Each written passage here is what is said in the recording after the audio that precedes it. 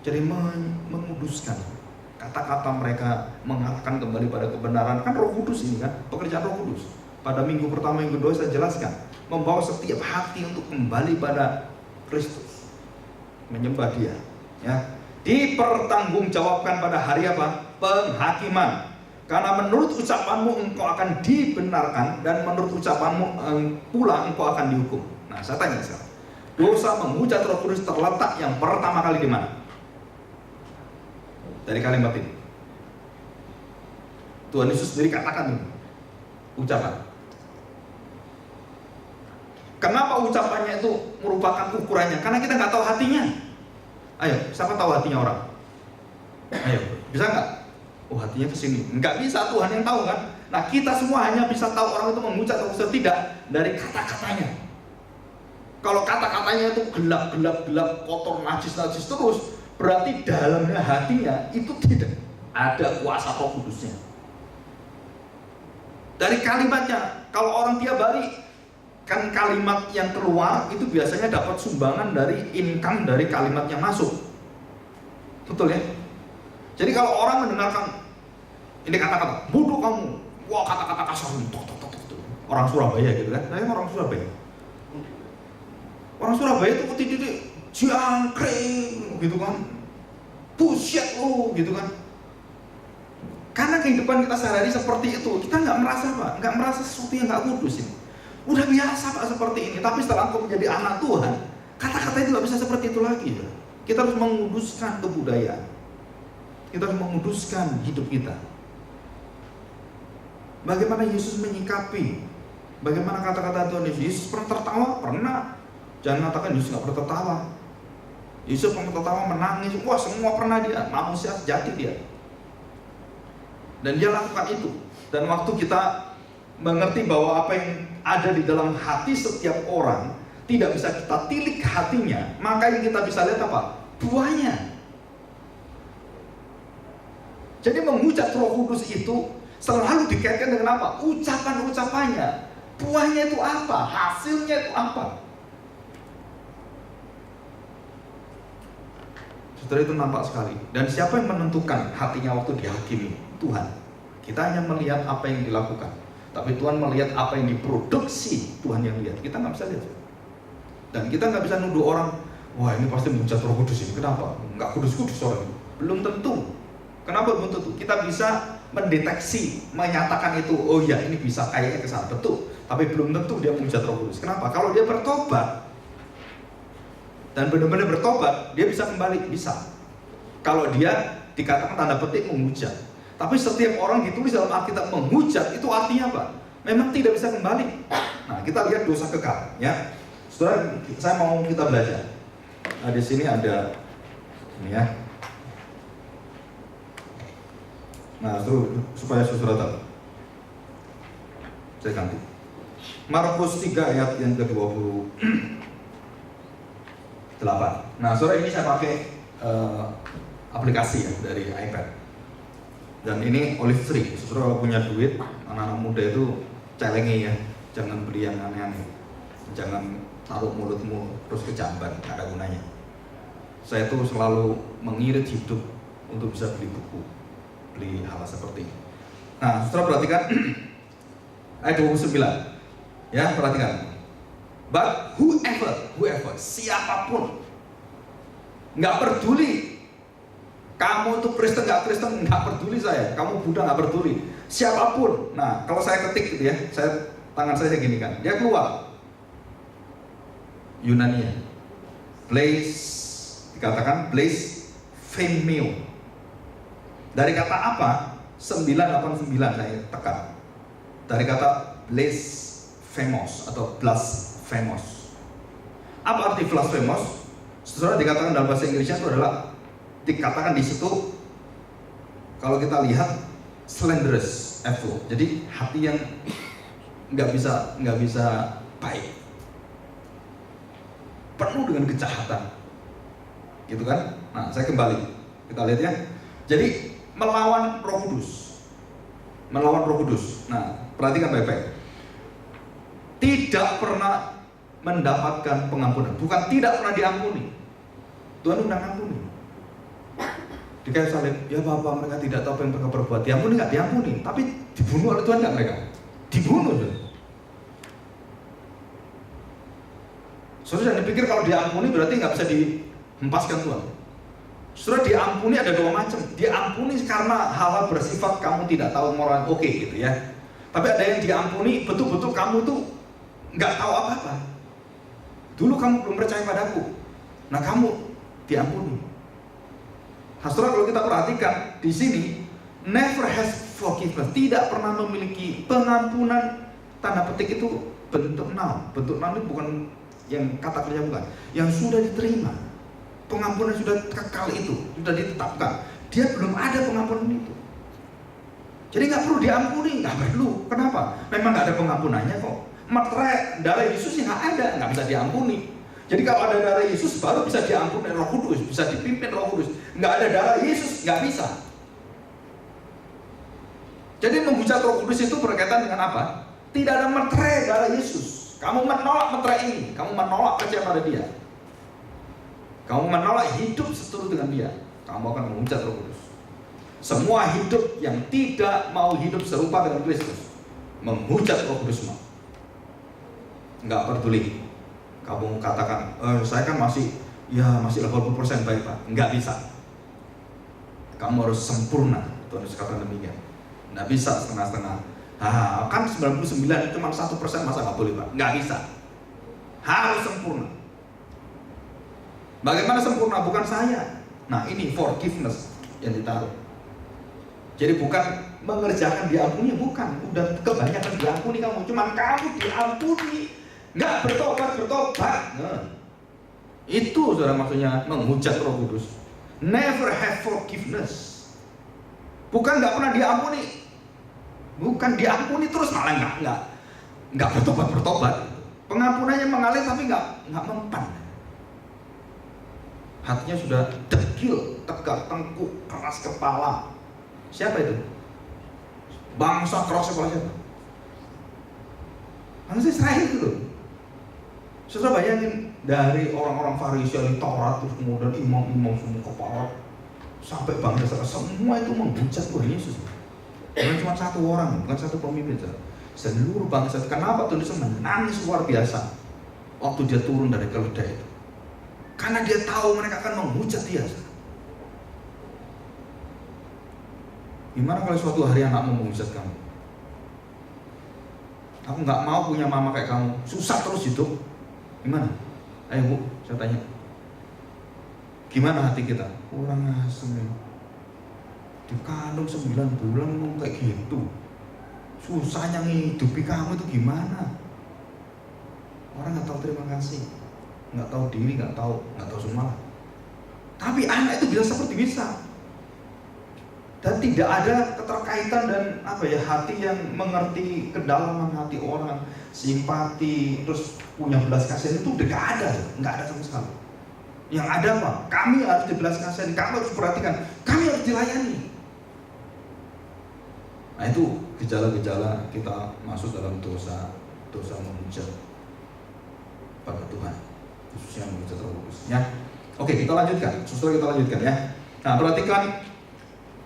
Guilty. Nah, guilty ini sebenarnya enokos ya. Enokos itu kondisi yang nggak bisa dipegang gitu ya. Liable itu nggak bisa dipegang omongannya gitu. Nah, sekarang kita bahas eternal sin.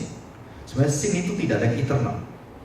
Ini istilah ini sebenarnya rada salah juga sebenarnya. Kalau nggak tepat gitu ya. Masa dosa ada yang kekal? Nggak ada, kekekalannya kasih itu kekal. Tapi dosa itu nggak ada yang kekal. Tapi bukan kekal sebenarnya. Saya perhatikan, Aion, tahu Aion? Kan ada filmnya kan, Aion, itu perempuan itu kan, yang salto itu. Nah, Aionios, saudara perhatikan, it's one. Jadi selama zaman itu ada dan dikatakan juga eternal, forever, selama-lamanya. Nah, saudara apa artinya selama-lamanya dengan kekal? Ada yang tahu bedanya? Tuhan itu kekal, kita nggak mungkin. Kita hidup kekal bersama Tuhan, betul. Tapi kekal kita bukan kekal seperti Tuhan. Kita hidup selama-lamanya, forever, betul. Tapi not eternal. Kenapa dikatakan eternal? Karena eternal artinya adalah There is no beginning and end. We have beginning. Betul? Kita ada waktu mulainya, Tuhan nggak ada. Nah itu eternal. Kita selama-lamanya, nah ini yang kekal. Jadi kalau katakan dosa kekal, itu sebenarnya nggak ada. Karena di dalam kekekalan hanya Tuhan. Tapi kalau dosa selama-lamanya ada, ya. Nah karena selama-lamanya, ya udah ya selamanya sama dengan kekal kan, persamaan kan dianggap sama, Inggris bahasa Indonesia sama. Tapi kalau kita lihat betul-betul enggak. Kekekalan itu hanya milik Tuhan. Kekekalan hanya milik Tuhan karena Tuhan tidak pernah diciptakan, tidak pernah ada awalnya. Tuhan tidak berakhir dan tidak berawal. Dia selama-lamanya, dia tidak ciptaan seperti kita lihat. Terus saya tanya, kalau saudara nyembah Tuhan itu nyembah siapa sih? Kalau kita nyembah Roh Kudus, saya tanya, sekarang itu Roh Kudus yang hadir, saudara percaya nggak?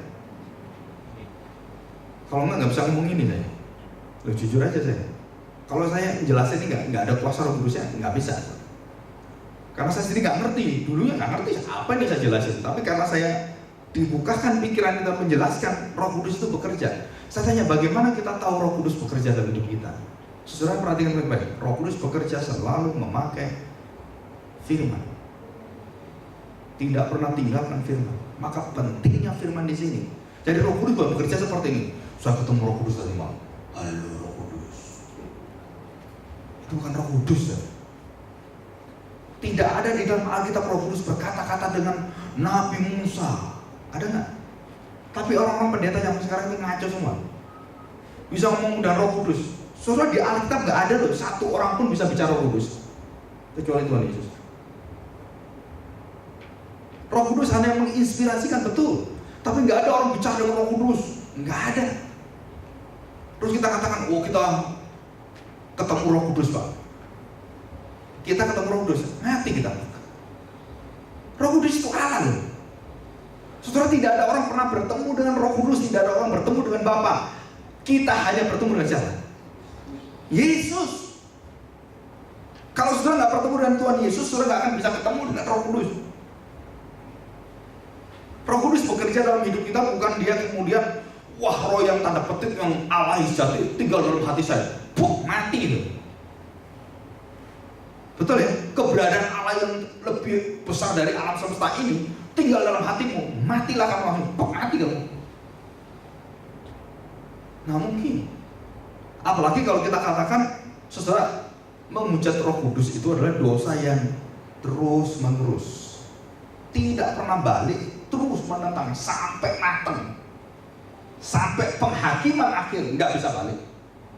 Nah itu dosa menghujat Roh Kudus. Jadi kalau anak kita doakan 23 tahun seperti Agustinus, akhirnya kembali pada Tuhan, puji Tuhan, anak saya nggak menghujat Roh Kudus karena dia beribadah Tuhan. Tapi didoakan terus sampai akhir, nggak balik-balik, mati masih menghujat Tuhan, nggak percaya Tuhan Yesus. Ya udah, nanti dengan kamu nggak ketemu di surga, nak. Walaupun kita mamanya. Dan Tuhan Yesus katakan, siapakah mamaku? Siapakah saudaraku? Siapakah anak-anakku? Siapa saya? Bukan hanya jasmani kita. Orang-orang yang hidup menurut Tuhan. Saudara, ini konsep ini saudara perlu belajar baik-baik.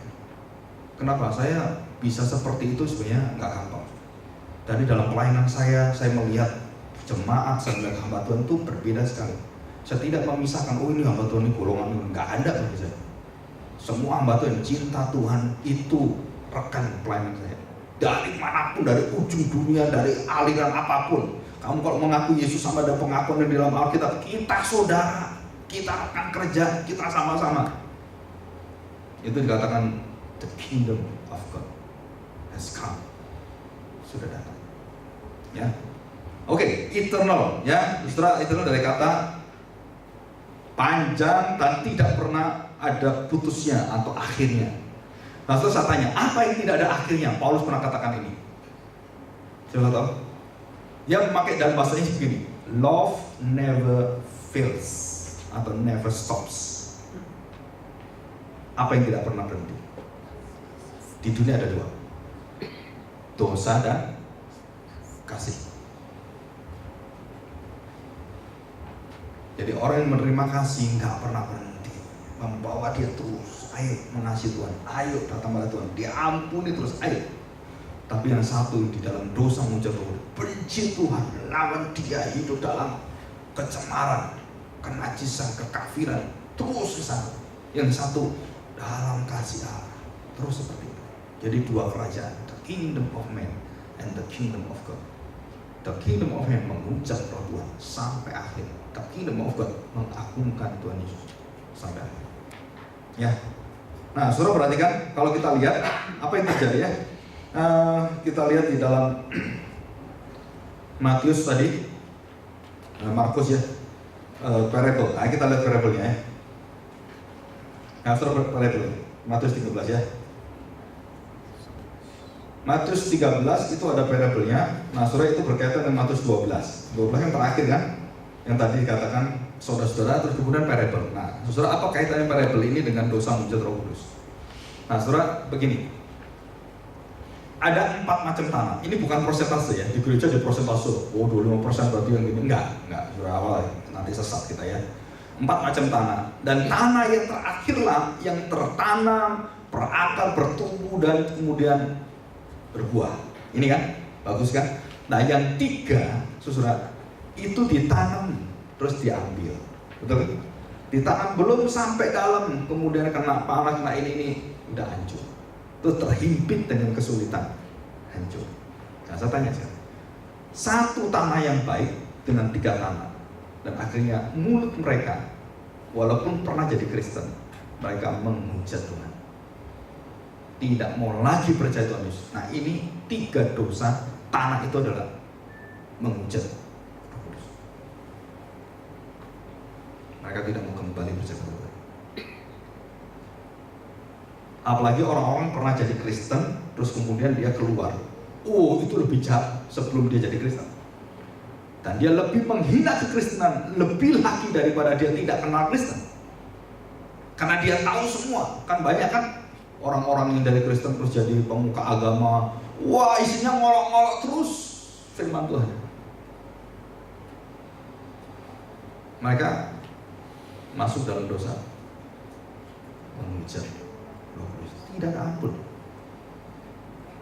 Dari mulut mereka kita tahu, tapi bagaimana Tuhan menghakimi kita nggak tahu. Ya, dari buahnya kita tahu. Ya, kita tahu. Nah, itu kalau terus-menerus sampai akhir, nah kita nggak bisa untuk kembali. Ya, oke. Saya tutup ya. Kita kembali ke sini.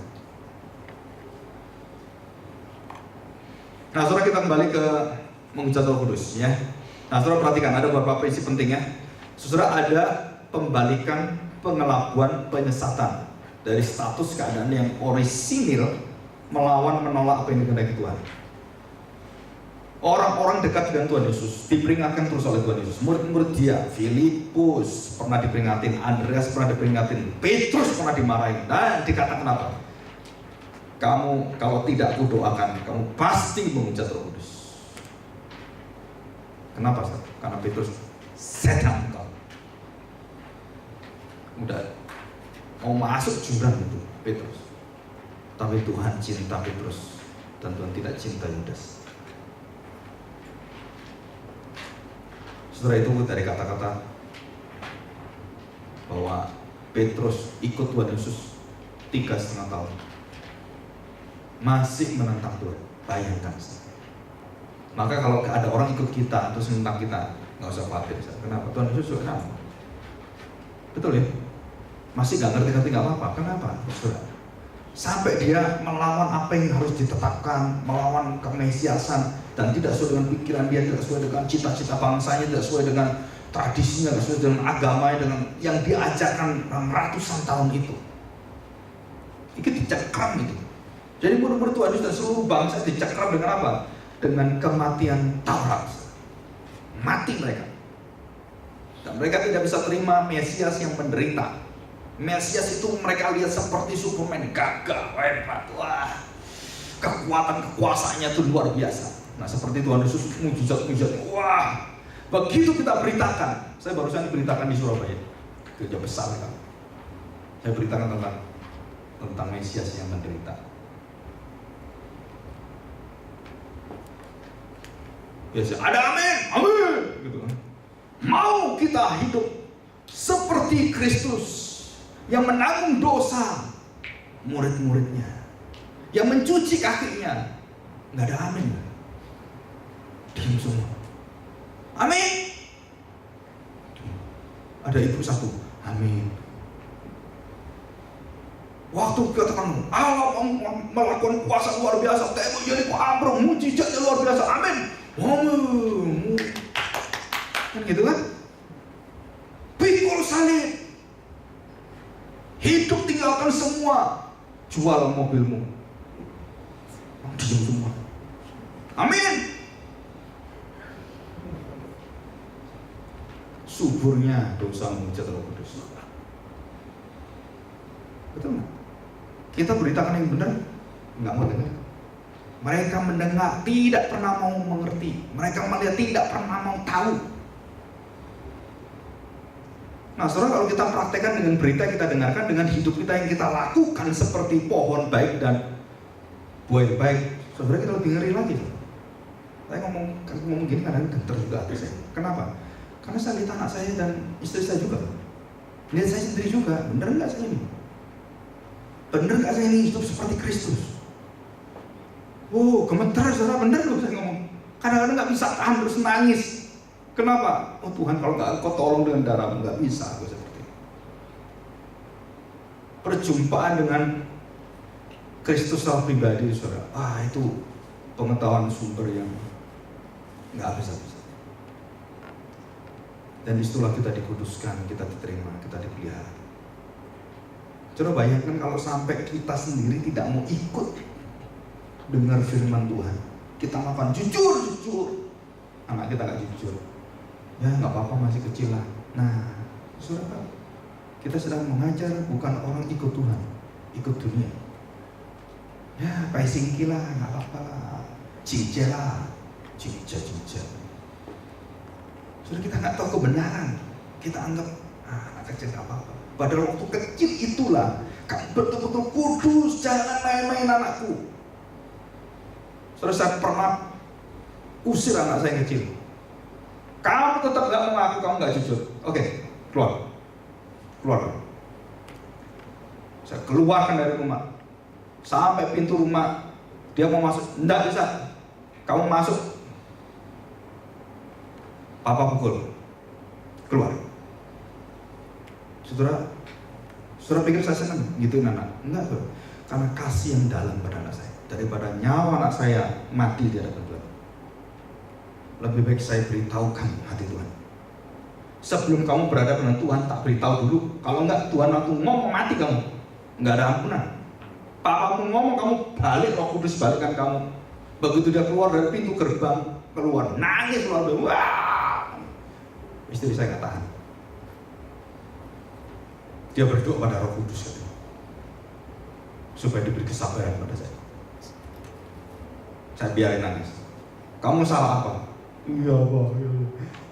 Salah pada siapa kamu? Pada Papa, bukan. Pada siapa? Tuhan Yesus. Doa pada Tuhan Yesus. Surah, hati-hati dengan anak seperti ini. Kenapa? Itu penyebaran dosa-dosa yang kita anggap lumrah, umum, common sense. Wah, itu udah ya wajar Pak, nggak apa-apa. Oh, hati-hati saudara. Gadget juga sama. Wah, ini setan luar biasa. Saya kalau nggak saya blokir, itu namanya pornografi, alat pembesar alat kelamin itu masuk terus. Saya kira ini gimana, ini dunia gimana? Kalau itu anakmu iseng-iseng masih remaja, apa ini dibuka, tuh masuk sini, tuh, melorong mata dia, apa-apaan ini? Nah, masuk di sana. Tapi kalau dia begitu ingin tahu, firman Tuhan mengatakan, jangan cari-cari yang bukan hakmu. Jadi kita melindungi bukan dengan kamu enggak. Hati ditanam firman kekuatan. Saudara nggak ada harapan, saudara. Kalau saudara mau dengan kekerasan, ayo, kamu kalau berdosa ambil sapu, nggak ada gunanya, saudara. Tapi kalau firman nggak ditanam dalam hatinya, saudara nggak ada kekuatan sama sekali kita hidup. Nggak ada kekuatan. Ya, jadi dosa menghujat Roh Kudus. Saudara bisa ngerti nih, dosa menghujat Roh Kudus ya. Jadi ciri khasnya apa? Continuity, tidak pernah berhenti dan tidak pernah mau bertobat. Dan tambah hari tambah kerancingan, tambah saudara dosanya tuh pokoknya tambah gila gitu ya. Bertambah-tambah dalam kesesatan dan pengertian, dalam kegelapan. Itu Yohanes 13, 16 dan 26 ada di situ ya. Diajarkan Tuhan Yesus langsung dalam Matius. Saudara perhatikan, intinya adalah menolak karya Kristus sebagai Mesias, anak Allah dan anak manusia. Apa yang ditolak? Menghujat Roh Kudus. Nah ini saudara, ini semua gereja yang dibawa oleh kuasa kegelapan tidak akan mengajarkan Yesus di gereja. Nah, saudara dikatakan, Pak, kan bukan hanya Tuhan Yesus, anak Roh Kudus juga. Ya, saya tahu. Tapi firman Tuhan jelas mengatakan, Bapa Roh Kudus mengutus anak. Saudara kita baca Lukas 24. Ya. Lukas 24. 44, 37 dan 44 ya.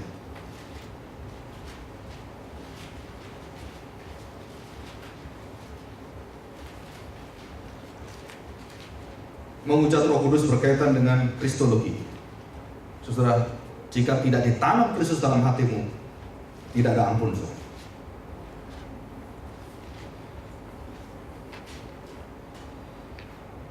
Kita buka ya.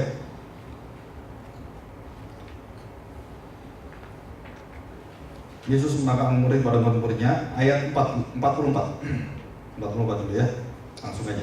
Ia berkata kepada mereka, inilah perkataanmu yang telah kukatakan kepadamu ketika aku masih bersama-sama dengan kamu, yakni bahwa harus digenapi semua yang ada tertulis tentang siapa?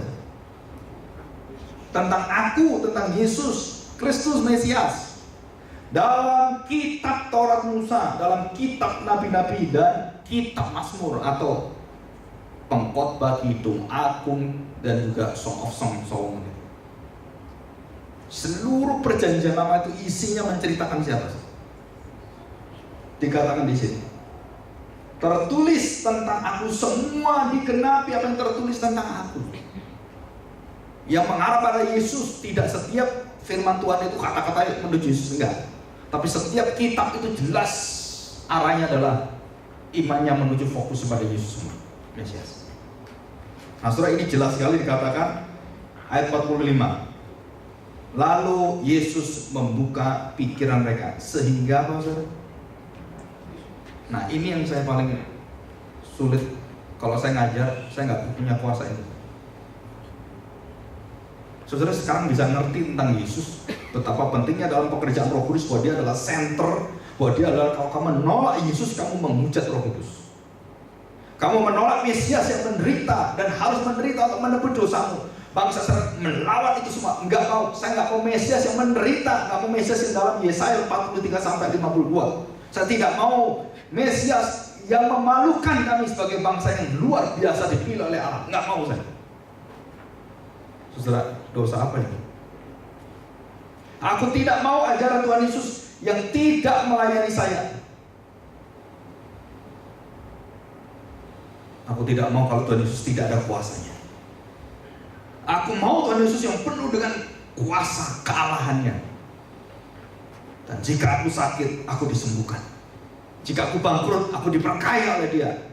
Aku bukan jadi kepala, harus jadi ekor, selalu jadi kepala. Saudara, kalimat-kalimat yang kita ajarkan di pengajaran gereja zaman sekarang, itu kalimatnya siapa? Alkitab? No. Memang pakai Alkitab, tapi dia memutarbalikkan semua. Menuju kemana ini? Menuju kepada pengelabuan dan pemalsuan penggantian Yesus yang sejati, yaitu apa? Mesias yang menderita. Nah, mau kita Mesias yang hebat, nah penuh kekuasaan, nah